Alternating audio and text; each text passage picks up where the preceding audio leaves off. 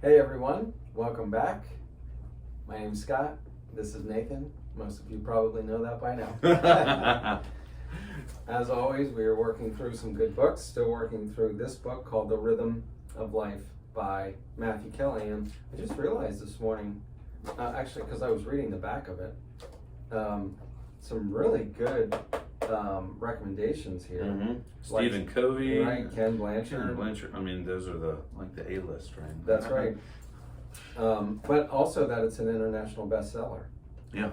So anyway, yeah, we are working through the parts of this book. It's sectioned off a little bit differently.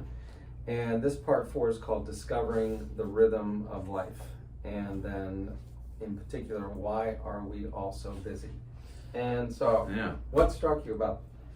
Well, he started with a story, which I thought was great. Yeah. I mean, this is where he definitely went personal. And I think he did a good job, because what he's tying in is we definitely will all feel that way at some point or another. Mm-hmm. We feel busy, we feel rushed, we feel, I mean, he has other words in here that I think of, like confused, stressed. I think he even said burned out at one point. Oh, he said his well was empty, so he's relating how he came to that point and what he did next, which was, I need to find a better rhythm. Yeah. A rhythm that is life-giving, a rhythm that meets my legitimate needs. And again, he listed those: the physical, the emotional, the intellectual, and the spiritual. Because he says next to the well was empty when he says, physically I was exhausted, emotionally I'm confused and hurting, intellectually I lost my bearings, spiritually I was as dry as the Sahara Desert. Mm-hmm. The well was empty, I had lost the rhythm of life. And I just feel like that's a good summary of a lot of people's lives. Mm-hmm. There's a famous quote that, I think it's Henry David Thoreau, who said, the majority of men lead lives of quiet desperation. Mm-hmm. And I think how true that is. Mm-hmm. So that's what really stood out to me, is that the common fight for man is to fight to find that rhythm of life, or that is life. Mm-hmm. Right? Yeah. You would think that maybe it should come naturally, mm-hmm. right? Like life should just sort of happen, but you do have to fight for it, mm-hmm. right? Yeah. Yeah.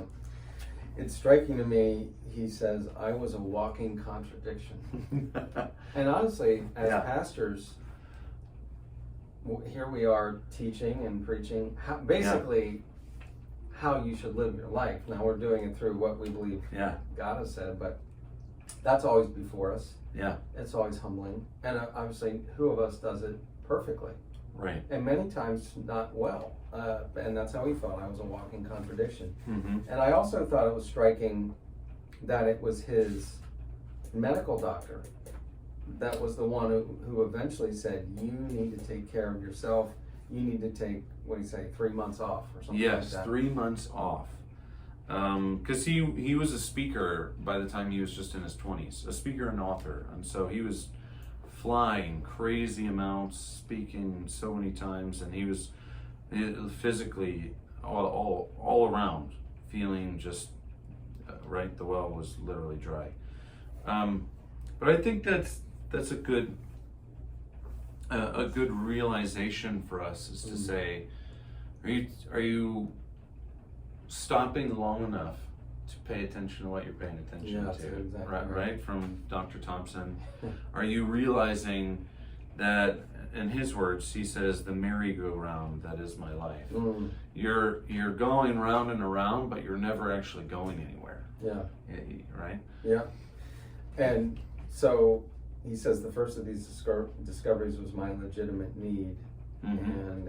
And that is what he's talked about a lot. The physical, emotional, intellectual, and spiritual, I believe, are the 4. And they were just completely, he was ignoring them. And he says, I have lost the rhythm of life. Yeah. So he does go on a 3-month retreat. Yeah. And not all of us have that ability. Yes. Nice, yes. But what's representative here is that he did actually make the right decision to stop. And in this case, he went to a monastery, I think in Austria, And that's where he realized the legitimate needs. He realized he needs to find a rhythm. And I like that he started talking about lessons from a tree. Yes, that was awesome. That I really like that one because I'm thinking of Colossians, let your roots go down deep in Christ. Yes. But he says a tree with strong roots grows strong. A tree with strong roots bears good fruit. Yep. A tree with strong roots can weather any storm. And by the way, this tree that he's describing was not a perfect tree. Mm-hmm. It didn't, it wasn't straight up with Mm-hmm. perfect branches, Mm-hmm. right?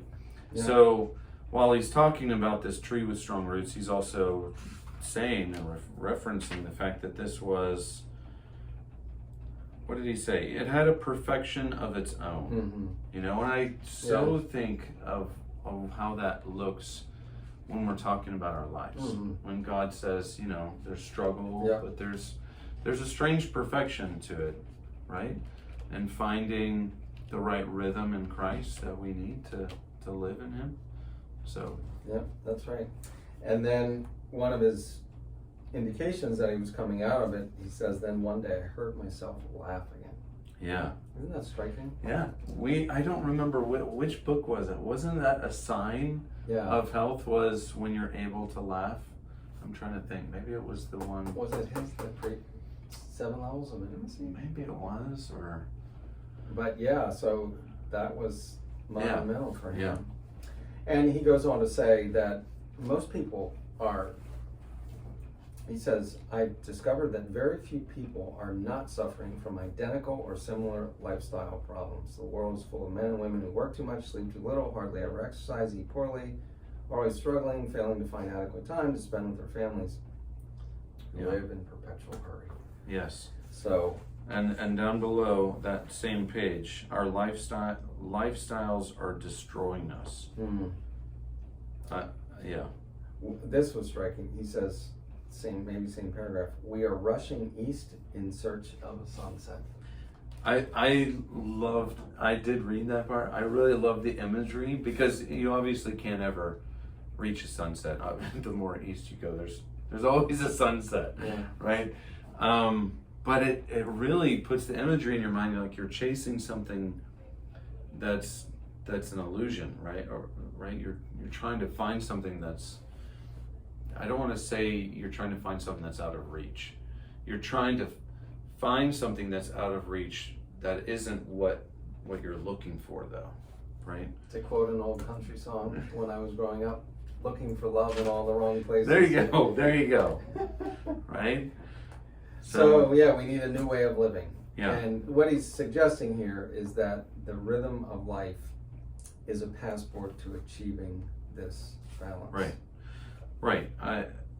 Our chaotic world and complex lives are crying out for a little order and simplicity, which of course we do want. But when you're trying to, because he says, let me think, I'm trying to think of which chapter it was. I know they're all these. Yeah. Are similar, but. But I'll read this paragraph maybe. Most people stumble through life believing that one day they will find the pace of life and variety of activity that will create the rhythm of life that is conducive to optimum health, happiness, efficiency, contentment. They will not. The rhythm of life must be desired and created. And I so think, that is what God keeps saying over and over to us when He says, look, apart from me, you can't do anything. Yeah. Because only in me will you be able to hold all the different pieces together. Like I think of the emotional intelligence book, and you're thinking there's 4 categories, right? And each of those categories had it was 15 things. Yeah. Right? Yeah, that's right. You can't remember all of that, Right. However, if you stay in step with the Spirit, right, then He will be able to lead you into what you need. That's right. Yeah, and he summarizes by saying, life is not a 100-meter dash, it's a marathon. Yeah. Great advice. Right.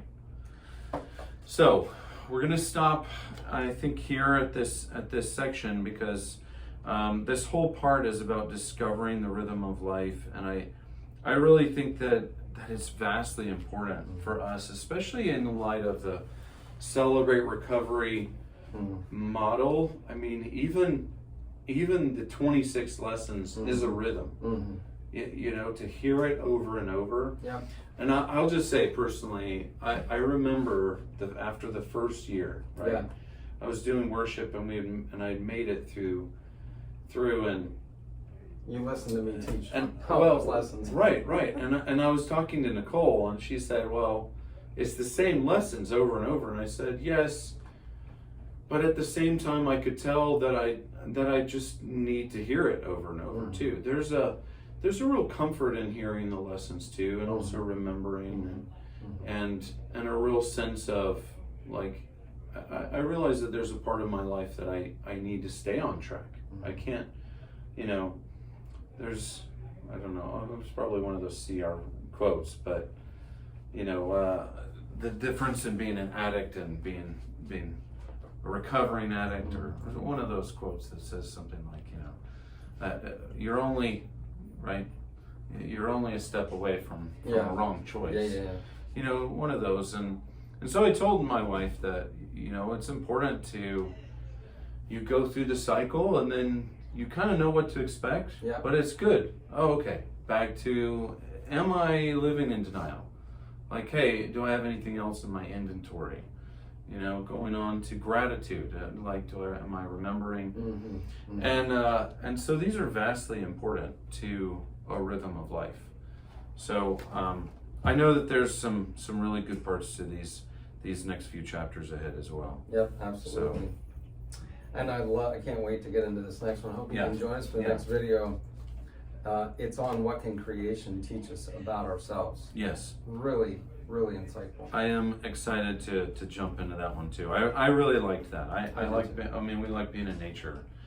I think most people do, but it has a lot to teach us. So, right, you can really see the hand of God in nature, of course. Absolutely. So please join us for the next video, or join us at once again, you've heard this, Celebrate Recovery on Monday nights here at 7 p.m.